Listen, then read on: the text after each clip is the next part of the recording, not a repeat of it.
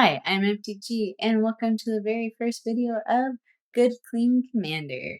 I'm very excited to introduce you to the players, but first I just wanted to cover a little bit of our house rules that we have.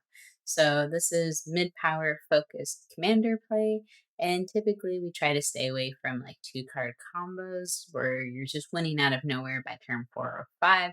More likely to see people win by like turn between 7 to maybe 12. Just kind of depends on the game that we're having. But again, 2-card combos can be okay if it's something again that would be set up later in the game. And 3-card combos again more acceptable if it's happening later in the game or where it's really telegraphed and we know like okay, hold up interaction for that. Another thing that the play group is also okay with is stuff like infinite combat turns if you can set that up as well. But as long as, again, you're not winning out of nowhere by turn 4 or 5. So with that, that means that we like to play with like really powerful and efficient magic, but again at like more of the mid power design. So again, wanting everyone to feel like they played some magic. So that's just a little bit of the house rules there. And let's have a clean game. My commander is Falco Spara Pactweaver. And in my starting hand, I have a Renata called to the hunt, a Resculpt, Overgrown Farmland, Philip the Lost, Rogue's Passage, Bark Channel Pathway, and an Amirith Desert Dune. Austin's commander is AC Tyrant of Gyre Strait. In Austin's starting hand, he has a Forest, an Island, Coiling Oracle, Rampant Growth, Cultivate, Eternal Witness, and an Overwhelming Stampede. Aaron's commander is Ishin Two Heavens is One. In his starting hand, he has a Tectonic Giant, a Rakdos Signet, a Plains, Grave Titan, Teferi's Protection, Robber of the Rich, and Blood Crypt. Mitch is playing Raffine Scheming Seer as his commander and has a starting hand with Utter End, an Island, a Swamp, Esper Sentinel, Azorius Signet, Timna the Weaver, and a Godless Shrine. I start the game by drawing for turn. I play a Bredegard Stronghold, which comes into play tapped, and pass the turn. Austin plays a Forest and passes. Aaron plays a Blood Crypt tapped and passes. Mitch starts his upkeep. Mitch plays a Godless Shrine as land for turn, having it come into play untapped by paying 2 life, then follows it up with an Esper Sentinel for a sweet turn 1 play. I go through my upkeep. I play a Tide Channel Pathway as land for turn, then I play a Philip the Lost, drawing a card as it enters. Since that's all I can do, I pass the turn to Austin. Austin plays an Island as land for turn, then he follows that up with a Rampant Growth, searching for a Forest and putting it into play tapped, allowing Mitch to draw off the Esper Sentinel trigger. After that, Austin passes turn and Aaron begins his upkeep. Aaron plays a Plains as land for turn, and follows it up by tapping 2 and casting Robber of the Rich. He then swings at me! On attack, Robber's trigger goes off, and I reveal the top card of my library, which Ron can cast using mana of any color on any turn he attacked with a rogue. To my sadness, I reveal a Chulane Teller of Tales and take 2 damage. After that, Aaron passes turn, and Mitch starts his upkeep while I sit there plotting my vengeance. Mitch plays an Island as land for turn, then follows it up with an Azorius Signet and passes to me. I go through my upkeep. I play a Canopy Vista for turn. Then, without waiting to use this at instant speed, I cast a Resculpt, targeting Ron's Robber of the Rich. And he has no responses, so it resolves, which makes him get a 4/4 red-blue elemental token, and it's represented by a bear because we didn't have the right token for it. And then I pay 1 for Mitch's Esper. With my saltiness out of the way, Austin goes through his upkeep. Paying 3 for Cultivate, he grabs a Forest and an Island, putting the Island into play tap, the Forest untapped as land for turn. He doesn't pay for the Esper Sentinel trigger, and Mitch draws another card. Aaron draws for turn and misses his land drop. He casts a Curse of Opulence targeting Austin. Aaron then taps his remaining planes for a reconnaissance, not paying for the one with Esper Sentinel's trigger, and Mitch draws another card. Then he swings the Elemental at Austin for 4. On attack, the Curse of Opulence triggers, and Aaron makes a gold token. Austin has no blocks, so he takes the 4 damage. After those spicy plays, Aaron passes to Mitch, who then draws for turn and plays a swamp. Then using an island and the signet to cast a Fellwar Stone. Uses the Fellwar Stone and his 2 remaining lands to play a Timna the Weaver. He then moves to combat, swinging the Esper Sentinel at Austin, making a gold token for himself and for Aaron on attack from the Curse of Opulence. The beginning of his combat main phase, he pays 1 to Timna trigger to draw a card and then passes to me. Excited to advance my board state, I untap and draw for a turn, and then play an overgrown farmland, which comes into play untapped since I have 2 or more other lands. I tap 4 and play Renata Called to the Hunt, because I'm hoping that it'll give a counter to Falco when it enters the battlefield next turn. After that, I pass to Austin. Austin untaps and pays 3 for a Tireless Provisioner. He's so tired. But he follows it up by paying 2 for a Coiling Oracle, revealing the top card of his library. It's a Fabled Passage. Because it's land, he puts it into play, triggering the Tireless Provisioner, making him a treasure token. He plays an island as a land for turn, netting him another treasure token, and then cracks the Fabled Passage, going to get another island. It comes into play untapped since he has 4 or more other lands, netting, yet again, another treasure token. Austin, thriving in this economy, passes turn to Aaron. Aaron untaps and plays a Plains as land for turn. Aaron uses a Plains and a golden token to play a Rakdos Signet, but doesn't pay for the 1 for Esper Sentinel, allowing Mitch to draw a card. Aaron then uses the Signet and his 2 remaining lands to cast his commander, Ishin, 2 heavens as 1. He goes to combat and again swings the Elemental at Austin for 4, this time triggering the Curse of Opulence twice due to Ishin's seeing the on attack trigger, making him an additional 2 gold tokens. Austin takes 4, and Aaron again uses the reconnaissance to untap his Elemental after damage. Mitch untaps and plays a Field of the Dead tapped as land for turn. Mitch uses an island and the signet to cast a Watcher of the Spheres, then follows it up by tapping 2 for an Empyrean Eagle, which has its cost reduced by 1 due to the Watcher. And then, satisfied with the board, passes the turn to me. I draw and play a Rogue's Passage as my land for turn. Paying 1 white, I play Authority of the Consuls, not paying the 1 for Mitch's Esper Sentinel, and he draws a card. Then, using the remainder of my mana, I cast my commander, Falco Spara Pactweaver, who enters the battlefield with a shield counter and a +1 counter from Renata. With that, I pass the turn to Austin. Austin untaps and plays an island for turn, which triggers the Tireless Provisioner. He then taps 8 lands and sacks 2 treasure tokens to generate 10 mana and Cascade Apex Devastator. We have no responses, so it resolves. Comes into play tapped due to my Authority of the Consuls. I gain 1 life and Aston cascades for 10 4 times.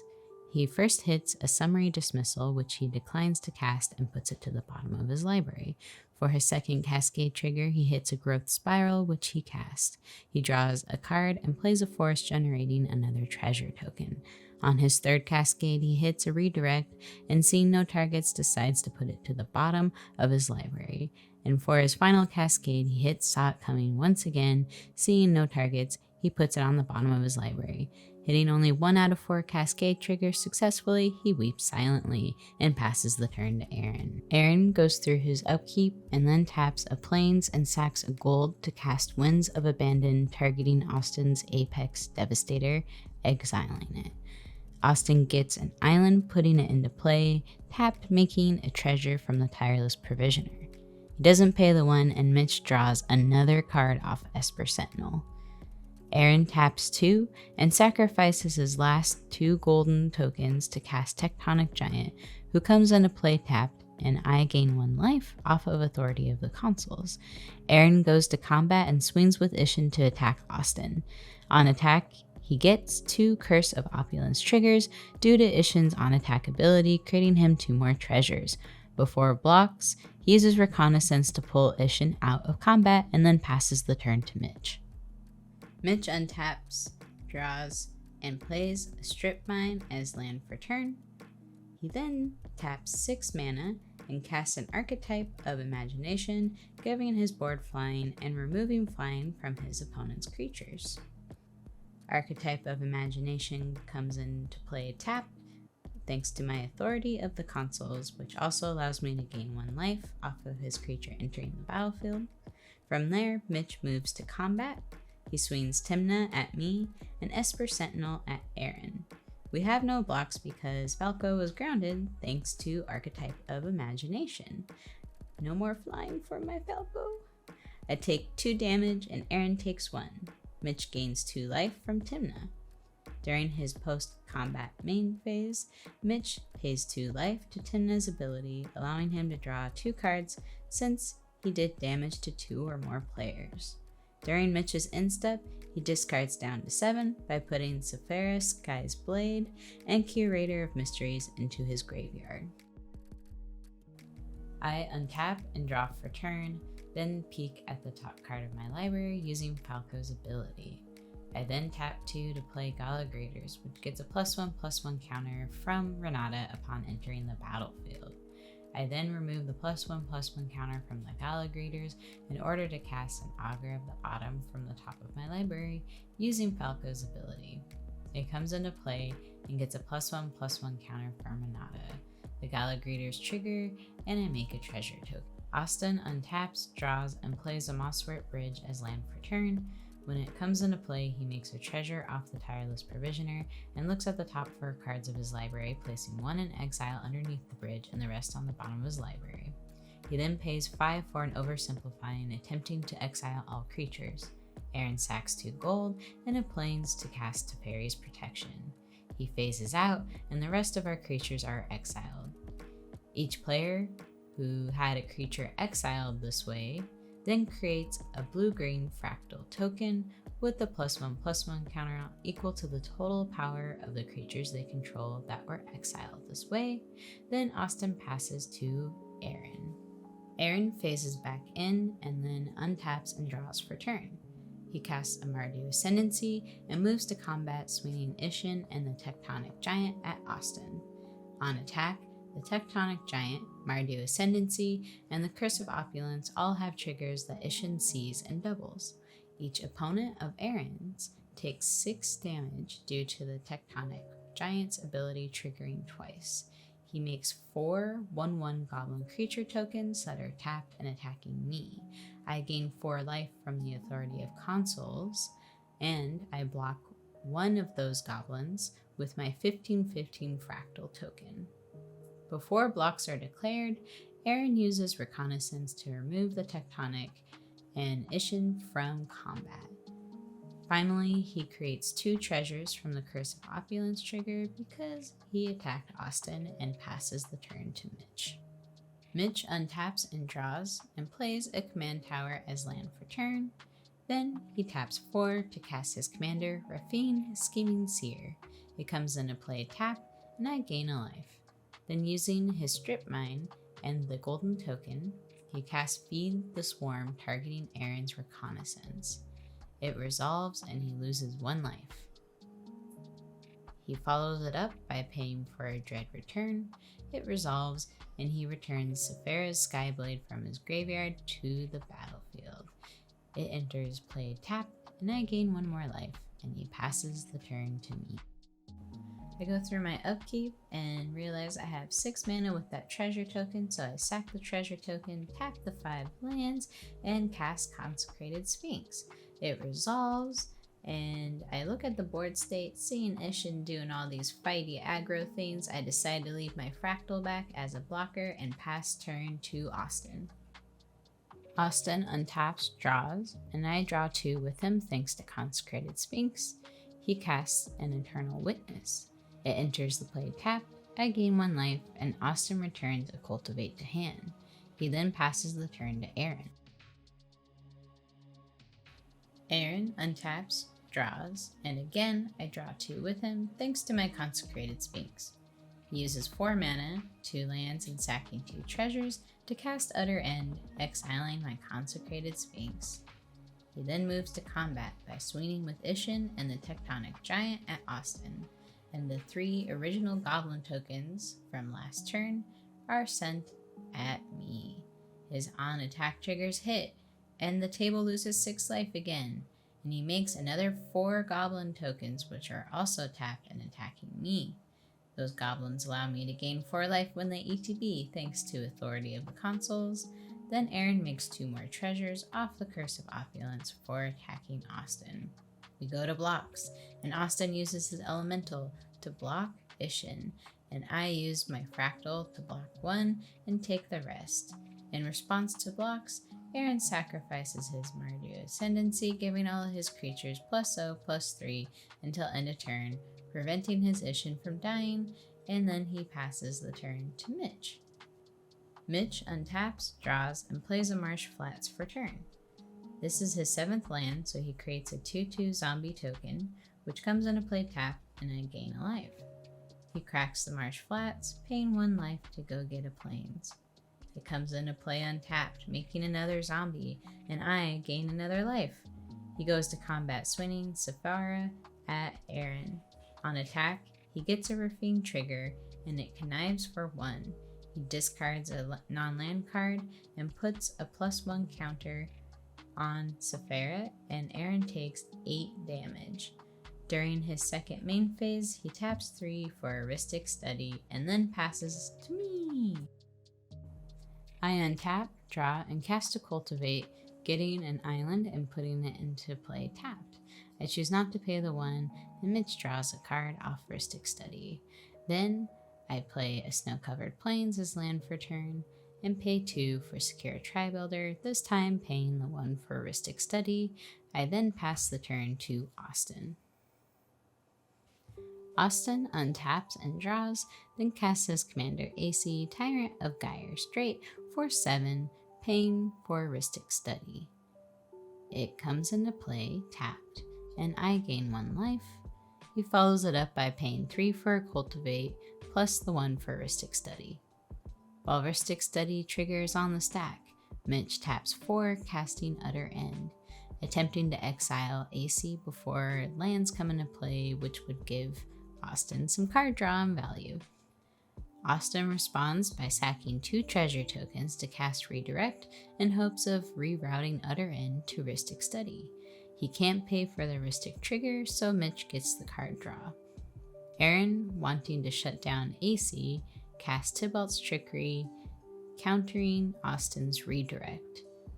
Austin has no response to Tybalt and is unable to resolve the redirect, which means AC is exiled and Austin returns them to the command zone.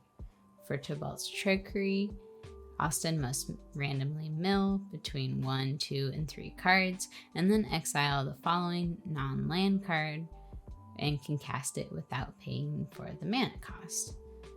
Aaron rolls a d6 to help with randomly choosing a number between 1 and 3. The dice lands on 4, meaning 2 cards are milled off the top of Austin's library before casting the next non-land card for free. Austin mills a Swiftfoot Boots and Willbender, then flips over the top card and hits an Oblivion Stone. He casts the Oblivion Stone and pays the 1 with Mosswort Bridge to pay for Heuristic Study. With no further interaction, the Cultivate resolves and Austin gets an island and a forest. Putting the island into play tapped, followed by a forest as land for turn, he passes the turn to Aaron.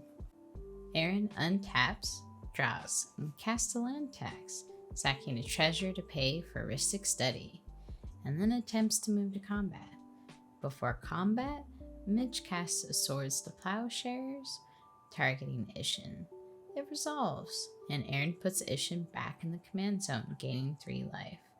After losing Ishin, Aaron skips combat and moves to his end step to pass turn to Mitch. Mitch untaps, draws, and plays Volrath's Stronghold as land for turn. The Field of Dead triggers and he makes a tap 2/2 zombie token, and I gain 1 life. He casts an Orzhov Signet and then taps 4 for a reconnaissance mission. He goes to combat, and Mitch declares that Rafine and Sephira will go to Aaron and then sends 2 zombies at me. On attack, Rafine connives triggers must be resolved before blocks are declared. Mitch, discarding 3 lands and 1 non-land, targets Rafine with just 1/1/1 counter towards Sephira. I block with Steve, and before combat damage is dealt to Steve, I sacrifice him and go get a land, and then take 2 damage from the other zombie token I was unable to block. Aaron takes 10, while Mitch gains 9 from Sephira. Mitch then draws 3 cards from Reconnaissance Mission since he dealt combat damage with 3 creatures to a player. With no other plays he wants to make, Mitch passes the turn to me. I go through my upkeep and then cast a Chasm Skulker, not paying the 1 for Ristic Study. I go to combat with my Fractal and swing at Aaron, who blocks with a Goblin, in my hopes that I would at least get rid of 1 more of his tokens. Post-combat, I decide to leave mana up for Teferi's protection since the board state is getting pretty scary and I didn't want to play any creatures into a possible Oblivion Stone board wipe. Austin untaps, draws, and then pays 7 for a Rampaging Balos. Paying 1 for the Ristic Study, it enters the battlefield tapped and I gain a life. He follows it up with a Blighted Woodland, making a 4/4 Beast Creature token, which comes into play tapped as well, and I gain another life. He then passes the turn to Aaron. Aaron untaps, and then has a land tax trigger which he uses to search up a plain, swamp, and mountain to get all the stonks. Then he plays a swamp as land for turn. He goes to combat and swings 1 of his goblin creature tokens at Austin, which Austin blocks with his 4/4 Fractal, and on attack, he makes a treasure token. During Aaron's second main phase, he pays 6 to cast his commander Ishin, while paying for the 1 to Ristic Study. It enters the battlefield tapped, and I gain a life. He closes his turn and passes it over to Mitch. Mitch untaps and draws, playing the swamp as land for turn, making him another 2/2 zombie, gaining me another life. He pays 1 for the Carrion Feeder, which then comes into play tapped, gaining me another life, then goes to combat. Again swinging with Rafine and Sephira at Aaron, and the 2/2 zombies at me. He gets a Rafine trigger, again thanks to Connive, on attack, which he uses to again boost Sephira and connives for 4, drawing 4 cards and discarding 1 creature and 3 lands, putting another +1/+1 counter on Sephira. There are no blocks, and I take 4 while Aaron takes 11 and Mitch gains 10.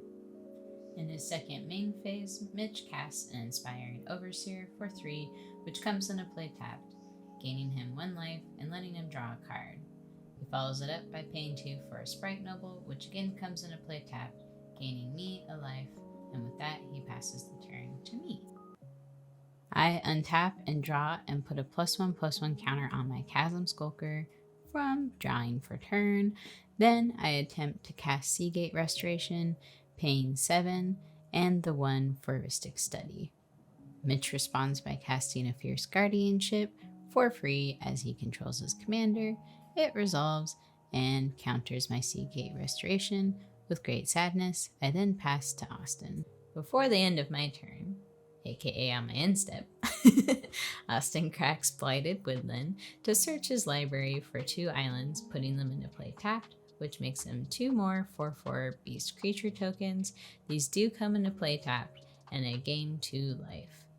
Then he moves to his upkeep, which he gets to untap those Beast tokens that were just tapped a second ago, and draws a card for turn. Then moves to cast Overwhelming Stampede, pumping up his board. It resolves, and he turns all of his creatures to heckin' stomp Mitch into oblivion. Sorry, Mitch. Mitch declares no blocks, but before damage, attempts to cast Teferi's Protection.